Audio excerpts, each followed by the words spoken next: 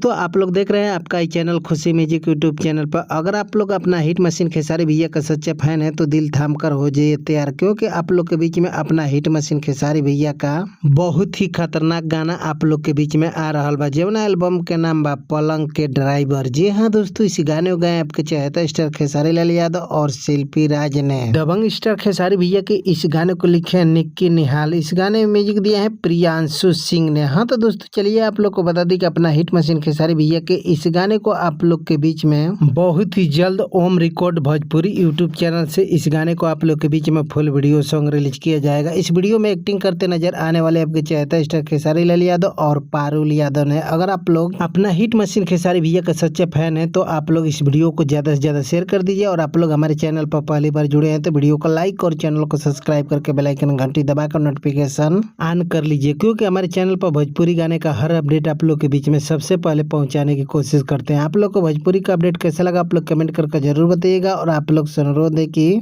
आप लोग तैयार रहिए, अपना हिट मशीन खेसारी भैया का गाना आते ही तहलका मचा कर रख देना है। नमस्कार प्रणाम दोस्तों, फिर मिलते हैं नए अपडेट के साथ, तब तक के लिए बाय बाय।